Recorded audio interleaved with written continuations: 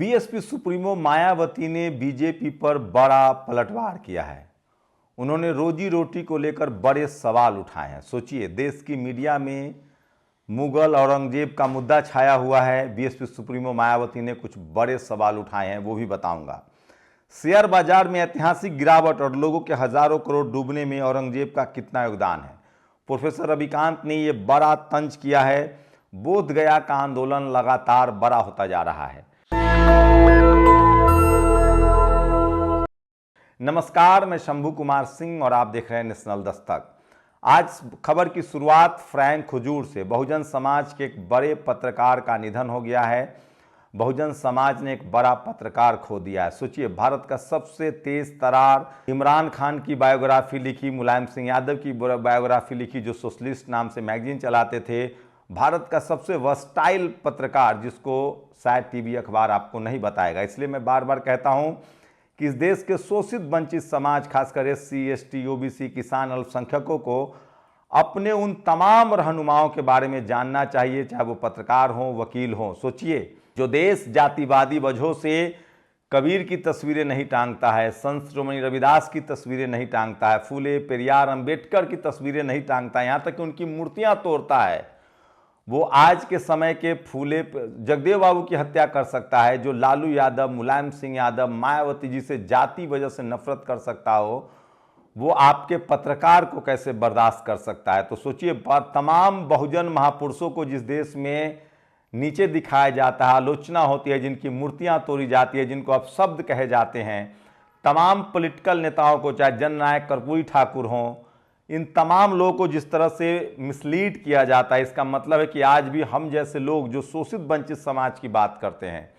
जो संवैधानिक अधिकारों की बात करते हैं, जो अंतिम पायदान पर खड़े लोगों की बात करते हैं, उनके बारे में आपको शायद ही जानकारी मिले। तो फ्रैंक खजूर ऐसे ही पत्रकार थे जो इस देश के शोषित वंचित, न्यायप्रिय और इस देश के संवैधानिक मानकों को पूरा करना चाहते थे। वो सबके लिए स्कूल, अस्पताल, नौकरी चाहते थे।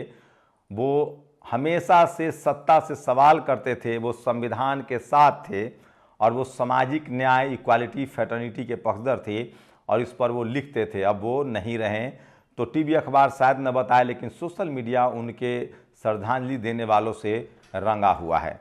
दूसरी खबर है, बोध गया महाबोधि बौद्ध विहार का आंदोलन बड़ा होता जा रहा है और देश भर में भंते चंद्रिमा ने वाराणसी में बड़ी बैठक की है। सारनाथ में देश भर में आंदोलन बढ़ता जा रहा है। लोग जगह जगह डीएम-एसपी को ज्ञापन दे रहे हैं। राष्ट्रपति, प्रधानमंत्री से निवेदन कर रहे हैं कि किसी भी कीमत पर महाबोधि बौद्ध विहार को बुद्धिस्टों के हवाले किया जाए, जो उनके लिए एक पवित्र स्थान है, जहां भगवान बुद्ध को ज्ञान मिला था। ये तस्वीर स्क्रीनशॉट देखिए, बड़ी भयानक खबर है। उड़ीसा में एबीपी के कार्यकर्ताओं पर आरोप है कि वहां पंचशील का झंडा लगा था, बाबा साहेब की तस्वीर लगी थी, उस पोस्टर को उन्होंने फाड़ दिया है। आरक्षण मेरिट के खिलाफ नहीं है, सामाजिक न्याय है। सुप्रीम कोर्ट का ये बयान आज अखबारों में छपा है और पुराना बयान है जिसको ओम सुधा ने शेयर किया है। और सोचिए, टेलीविजन पर बहस चल रही है, औरंगजेब, मुगल, अकबर। अनिल यादव ने सवाल पूछा है, तानसेन, बीरबल, टोडरमल, राजामान सिंह, ये सब महान थे तो कैसे थे। और सोचिए, मोहन भागवत न तो कोई संवैधानिक पद संभालते हैं, न ही कोई चुनाव लड़ा है, तो फिर उनके काफिले में 30 से अधिक गाड़ियां और फायर ट्रक जैसी सुविधाएं किस अधिकार से दी जा रही है। करदाताओं के पैसे से एक एक गैर सरकारी संगठन के प्रमुख को वीआईपी सुरक्षा देना क्या सत्ता का गुलामी नहीं है। सोचिए, आरएसएस अभी भी रजिस्टर्ड संगठन नहीं है। मोहन भागवत आरएसएस के प्रमुख हैं, उनको जिस तरह की सुरक्षा मिल रही है उस पर सवाल उठ रहा है। सोचिए, आप कल्पना कीजिए, किसी एससी, एसटी, ओबीसी समाज के या किसान समाज के, अल्पसंख्यक समाज के लोगों को इस तरह से संस्था के प्रमुख को स्वीकृति मिलती तो क्या सवाल नहीं उठते। इस देश में शरद यादव को घर खाली करना पड़ा था, रामविलास पासवान का भी सामान फेंकवा दिया गया था, ये देश भूला नहीं है, रामदास अठावले का भी सामान फेंकवा दिया गया था। तो ये तमाम हंसराज मीणा ने सवाल उठाए हैं। और बीएसपी सुप्रीमो मायावती ने पूछा है कि ये देश सर्वधर्म सम्मान का देश है, तो आखिर मुसलमानों के साथ सौतेला व्यवहार क्यों हो रहा है। गुजरात में हुआ महाबोधि मुक्ति आंदोलन, गुजरात में प्रोटेस्ट चल रहा है। लखनऊ से दर्दनाक खबर है, बच्चा पैदा हुआ, बड़े ने साथ रखा, बाद में छोटे भाई के सौंप दिया, आरोपी गिरफ्तार। लखनऊ में किशोरी के सगे भाइयों ने रेप किया। सोचिए किस तरह से दो सगे भाइयों ने एक एससी समाज की पीड़ित लड़की से रेप किया। उसकी खबर सबसे खतरनाक है। लखनऊ में आरोपी का नाम श्रवण अवस्थी है और अपने छोटे भाई के साथ मिलकर उसने एक एससी समाज की महिला के साथ इस तरह की दरिंदगी की है, वो भी खबर है। और हालत नाजुक है, पैसे का इंतजाम कर रही थी पत्नी, इस बीच आईसीयू से दौड़ता हुआ बाहर आ गया पति। प्राइवेट हॉस्पिटल पर सवाल उठ रहे हैं। रतलाम हॉस्पिटल वायरल वीडियो है। रतलाम में गीता देवी अस्पताल में एक शख्स को आईसीयू में रस्सी से बांध दिया गया था। ये तमाम खबरें हैं। भारतीय समाज पार्टी के विधानसभा संगठन प्रभारी उमापति राजभर के साथ मारपीट को लेकर मामला तेज हो गया है। अरुण राजभर ने कहा है कि हमारे कार्यकर्ताओं पर लगातार अत्याचार हो रहे हैं। बिहार से बहुत ही डराने वाली खबर है। रूह कांपती है वह तस्वीरें, तलवों में ठोकी 9 कीलें। सोचिए किस तरह से ये नालंदा की खबर है, बिहार शरीफ की घटना है और ये बिहार में लॉ एंड ऑर्डर की किस तरह से स्थिति है। भुवनेश्वर में उड़ीसा में बाबा साहेब अंबेडकर के पोस्टर को फाड़ने की घटना बेहद निंदनीय है, शर्मनाक है। एबीपी के सदस्यों पर पुलिस की मौजूदगी में ये आरोप लग रहा है। ये ट्राइबल आर्मी ने भी ट्वीट किया है, स्क्रीनशॉट दिखा रहा हूं। उत्तर प्रदेश के दलितों पर अत्याचार चरम पर है, लेकिन भाजपा की डबल इंजन वाली मुख्यमंत्री जी की सरकार तमाशबीन बनी हुई है। मुरादाबाद में 14 वर्षीय दलित नाबालिग बच्ची का अपहरण कर 2 महीने तक गैंग रेप किया गया है। इसमें जो आरोपी हैं उनका नाम मैं बता दूं, ये चंद्रशेखर आजाद ने मांग की है कि इन दोषियों के खिलाफ जल्द से जल्द कार्रवाई की जाए और SC/ST एक्ट में दर्ज हो और पीड़ित परिवार को 50 लाख का मुआवजा मिले। चंद धन्ना सेठों के लिए काम किया जा रहा है। मायावती ने केंद्र और यूपी सरकार पर बड़ा सवाल उठाया। आज उन्होंने एक प्रेस कॉन्फ्रेंस करके कहा कि चंद अमीर लोगों के लिए काम किया जा रहा है। और तमाम बड़ी खबरें हैं जो सोशल मीडिया पर वायरल है, टीवी अखबार आपको वही बताएगा। और सोचिए कोर्ट ने किस तरह के एक फैसला दिया है कि जो एक पीड़ित थी, रेप पीड़ित थी, आरोपी को जमानत देते हुए कहा कि उनसे शादी कर लीजिए। इसकी बड़ी आलोचना हो रही है। बोधगया का आंदोलन लगातार आगे बढ़ता जा रहा है। और सोचिए मुरादाबाद के में जो घटना हुई है जिसमें नाबालिग बच्ची के साथ जो गैंग रेप हुआ है, वो बहुत ही भयानक खबर है और सोशल मीडिया पर वायरल है। आरोपी का नाम जो है सलमान जुबैर आरिफ रशीद है। एक आरोपी अब तक पकड़ा गया है।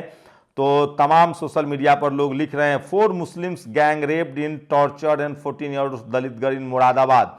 ये तमाम बड़ी खबरें हैं जो सोशल मीडिया पर वायरल है। यूपी में अरुण राजभर ने पुलिस पर अपने कार्यकर्ताओं के साथ बदसलूकी का आरोप लगाया है। और अखिलेश यादव ने एक बड़ा ट्वीट किया, महाकुंभ में नाव चलाकर 30 करोड़ रुपए कमाने वाले माफिया हिस्ट्री सीटर निकला।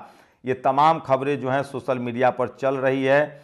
और योगी आदित्यनाथ ने कहा था कि वो 30 करोड़ कमा रहा है। और आज फ्रैंक हुजूर का निधन हो गया। ये सबसे बड़ी खबर है जो सोशल मीडिया पर वायरल है। 80 करोड़ लोग 5 किलो राशन की लाइन में लगे हैं। देशद्रोही मीडिया 300 साल पहले मर चुके औरंगजेब पर डिबेट कर रहा है। इस तरह की भी लोग लाइनें लिख रहे हैं जो सोशल मीडिया पर वायरल है। और जैसे पुष्पा में तस्कर, विधायक और अफसर सिंडिकेट चलाते हैं, मध्य प्रदेश में वही स्थिति है कोर्ट में।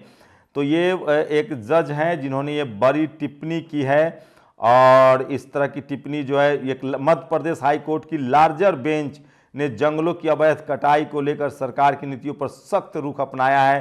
कोर्ट ने 24 सितंबर 2019 को जारी उस नोटिफिकेशन को निरस्त कर दिया है जिसमें 53 प्रकार की पेड़ों की प्रजातियों की कटाई और परिवहन की अनुमति के दायरे में कर दिया गया था। तो ये बड़ी खबर है जो सोशल मीडिया पर वायरल है। और 2 मार्च को हुई सुनवाई में चीफ जस्टिस सुरेश कुमार कैत की अध्यक्षता वाली 3 जजों की बेंच ने बड़ा फैसला सुनाया है। और हरियाणा में 487 स्कूलों की पहचान हुई है जिसमें एक भी टीचर नहीं है। तो सोचिए शोषित वंचित समाज के लिए सरकारी स्कूल कितना ज़रूरी है और किस तरह से आपके बच्चों के स्कूल जो हैं उसकी दुर्दशा को लेकर कोई बात नहीं हो रही है। और फिलहाल आपको औरंगजेब, अकबर और बीरबल में फंसाया जा रहा है। तो ये तमाम बड़ी खबर है जो सोशल मीडिया पर वायरल है। मैं इसलिए कह रहा हूँ सोशल मीडिया ही सच्चा मीडिया है, सोशल मीडिया ही बहुजन मीडिया है। मायावती जी ने बड़ा सवाल उठाया है कि आखिर ये सरकार जो है वो किस तरह से काम कर रही है कि सिर्फ धन्ना सेठों का काम कर रही है। और वाह विवेक जी वाह, सोचिए ये विवेक हैं, ये भारतीय मूल के हैं, इनको अमेरिका में नागरिकता मिली थी वहाँ पैदा होने की वजह से, लेकिन अब ये कह रहे हैं मैं तो अमेरिका में पैदा हुआ तो मुझे अमेरिकी नागरिकता मिलनी थी, लेकिन अब हम किसी को भी सिर्फ पैदाइश के आधार पर अमेरिकी नागरिकता नहीं देंगे। वाह विवेक जी वाह।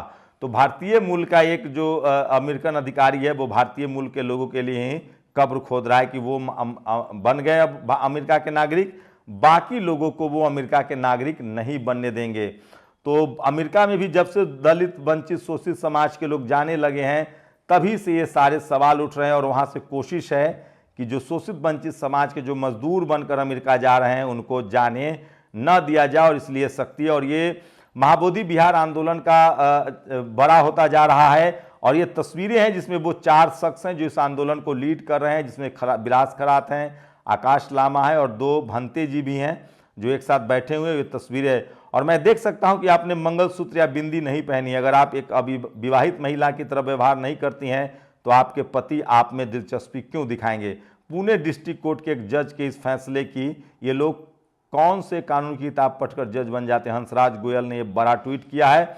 और कुंभ का बहिष्कार करना कांग्रेस की समझदारी नहीं है, इस तरह के लेख लिखे जा रहे हैं। रवीश कुमार ने बड़ा सवाल उठाया है। महाबोधि बुद्ध विहार आंदोलन को लेकर भंते चंदिमा ने बड़ी बैठक की, ये तस्वीरें जो हैं इस बैठक की गवाह है। और आज सोशल मीडिया नमन कर रहा है अपने सबसे वर्सटाइल पत्रकार फ्रैंक खुजूर का। शुक्रिया। नेशनल दस्तक की आपसे गुजारिश है कि अगर इसको बचाना चाहते हैं तो नेशनल दस्तक को सब्सक्राइब करने के लिए रेड कलर के सब्सक्राइब बटन को दबाएं, फिर बेल आइकन की घंटी दबाएं। नेशनल दस्तक को बचाने के लिए बहुत जरूरी है कि हर खबर को शेयर करें, लाइक करें, कमेंट जरूर करें।